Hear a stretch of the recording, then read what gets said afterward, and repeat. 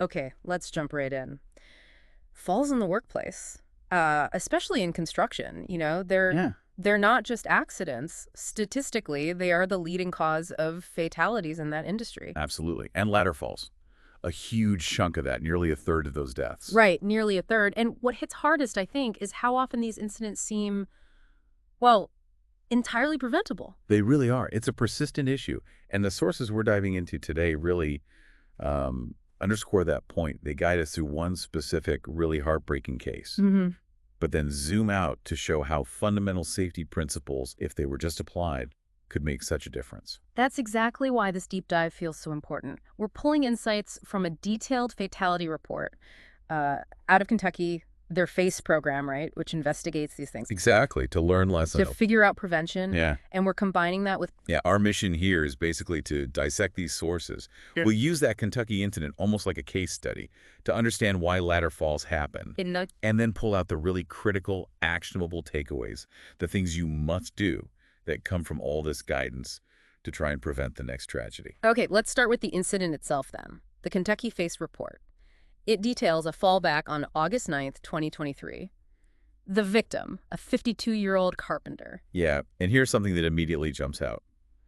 Over 20 years of experience. Wow, so this wasn't someone new to the job. Not at all. Experience doesn't make you immune, does it? Yeah. The setting was inside a new commercial restaurant building in Kentucky. Okay. They were doing interior work, installing laminate ceiling panels.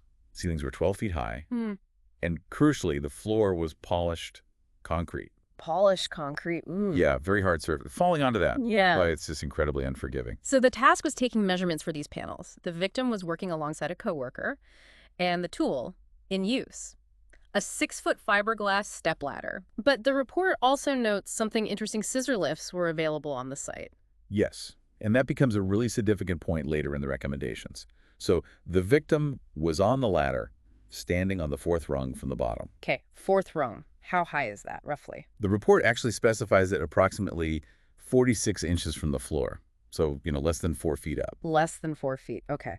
And here's the key moment, right? The part that ties directly into a basic safety rule. The report says while he was taking a measurement, he reached outside the ladder's side rails. That's it. That's the critical mistake. Reaching outside those rails shifts your center of gravity way out, beyond the stable base of the ladder. Even from just under 4 feet. Even from there, that imbalance caused the ladder to tip over to his left. And the fall was straight onto that concrete floor we mentioned. Yeah. He hit his head and neck, was unconscious immediately. Awful. His coworker and another contractor nearby, an HVAC guy, they were right there. They provided aid straight away, Uh, called 911. EMS got there quickly, transported him to a hospital, actually out of state. but tragically. Tragically, the blunt force head trauma was just too severe. He passed away 3 days later, August 12th, 2023. Just awful. A Yeah. completely preventable death from, like you said, what seems like a simple task at a relatively low height. It really underscores the risk. The report also adds some context about the employer. A small finishing carpentry contractor, mainly working in Tennessee. Only 4 employees total, including the owner. Right, a small operation.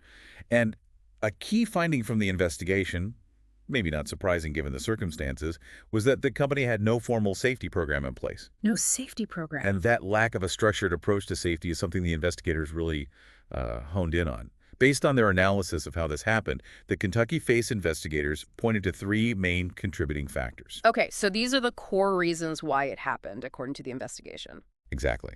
They listed 1, a lack of recognition of the workplace hazards involved, 2, a lack of safety training, and 3, that specific action we discussed, reaching outside the ladder's side rails. That last one being the direct cause of the tip-over. Precisely. And if you look at those factors, well, they're not unique to this one incident, are they?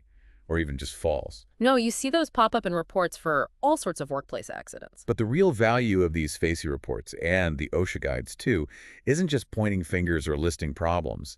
It's about providing concrete steps to avoid them next time. The Kentucky report makes specific recommendations based on this investigation. Okay, good. Let's unpack those recommendations. This is where we move from the tragedy to, hopefully, prevention. First up, implement a job hazard analysis process, a JHA. Right, a JHA. Think of it as like a safety pregame huddle. You do it before you start the work. Mhm. The OSHA definition, which the report cites, basically says it's a technique that focuses on the specific job tasks to find hazards before they can cause an injury.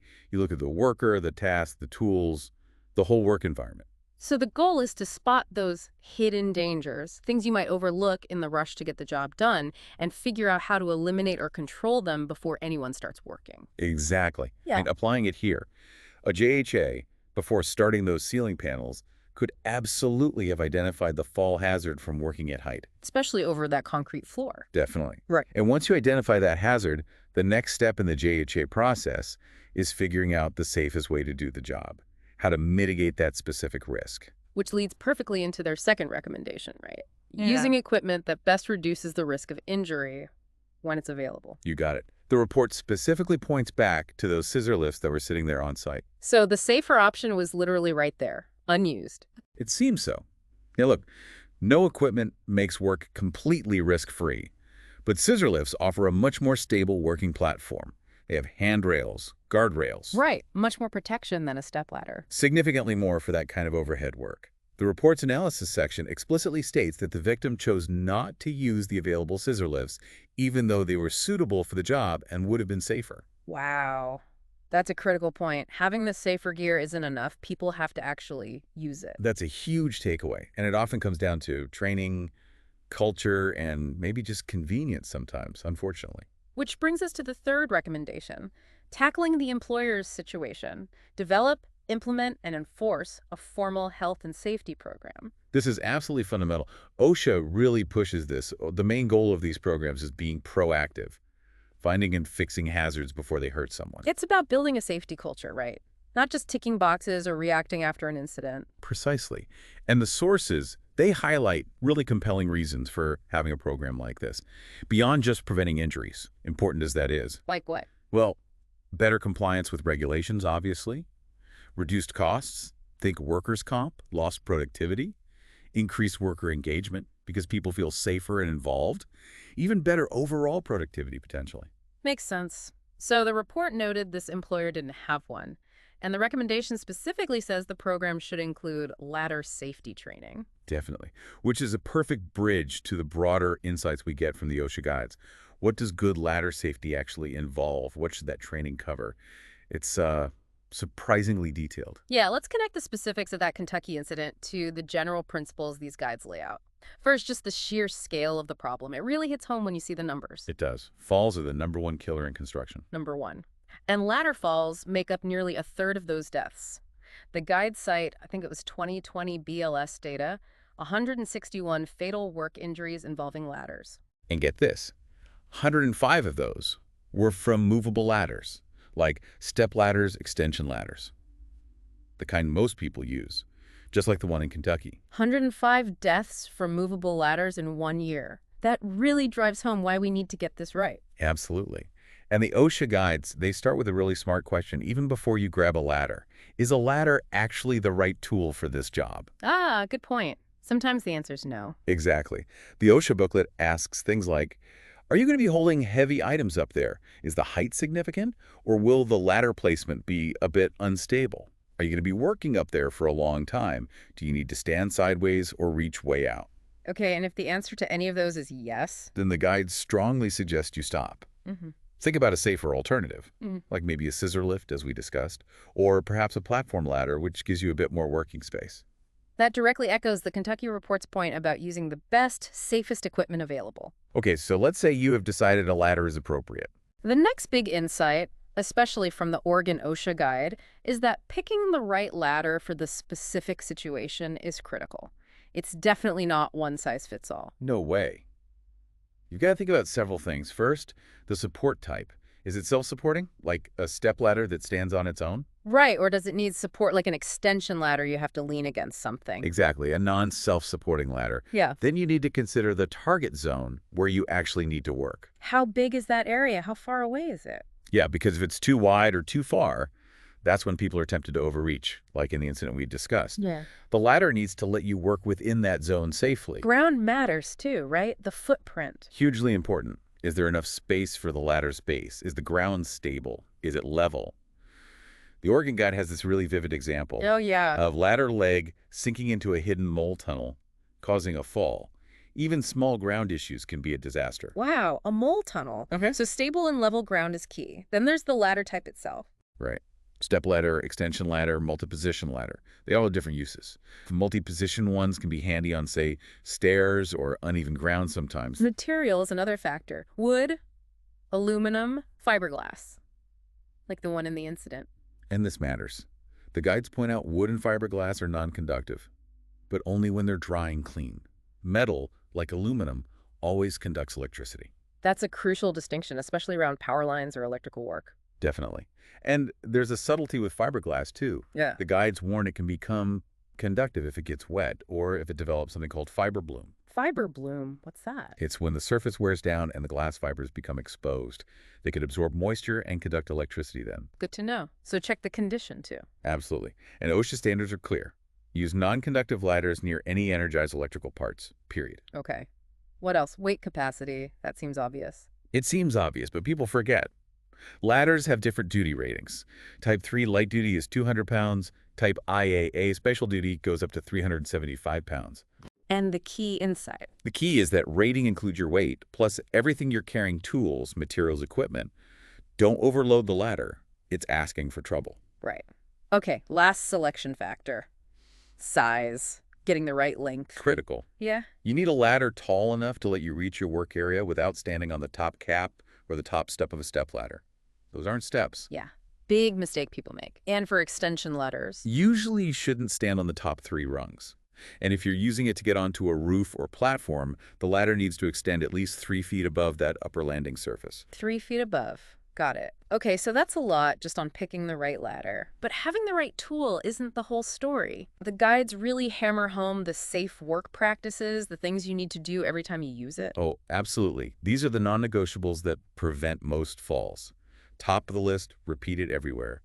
Maintain 3 points of contact. 3 points. Meaning? 2 hands and 1 foot, or 2 feet and 1 hand. Always touching the ladder when you're climbing up or down. It's fundamental for stability. Don't try to carry things in your hands while climbing. Which ties into the next big one, directly relevant to the Kentucky case. Keep your body centered between the side rail. Yes, exactly. The rule is simple.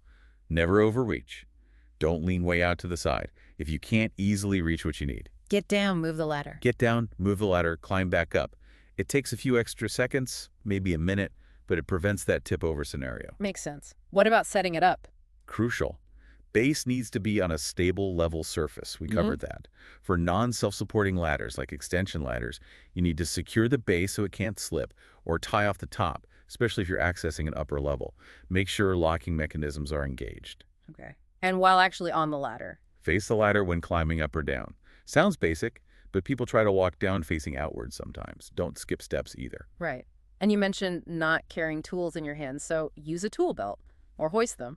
Yeah, use a tool belt, put them in sturdy pockets, or use a rope or hoist to get materials up and down.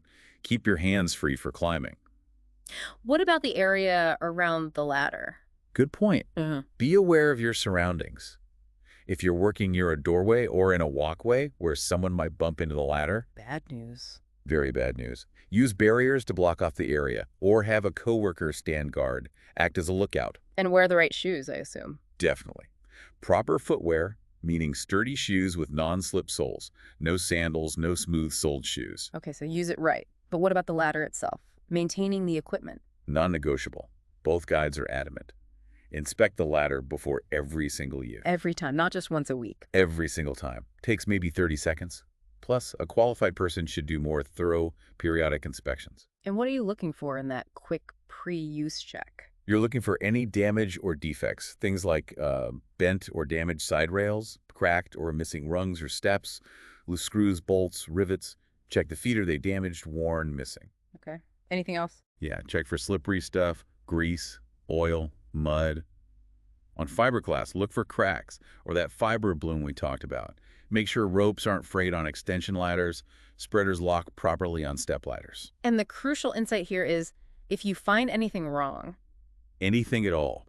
Even if it seems minor, that ladder is potentially unsafe.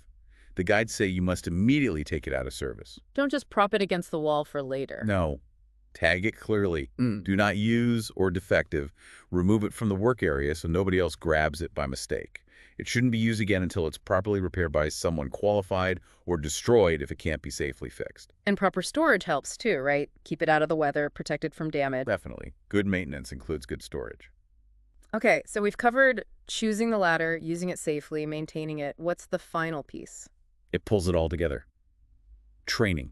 Just like the Kentucky report recommended and the OSHA guides confirm, employers have a responsibility. They need to train workers to recognize ladder hazards and use ladders safely. And not just once when they're hired, I assume. No, it needs to be clear, probably hands-on for some aspects, and reinforced periodically.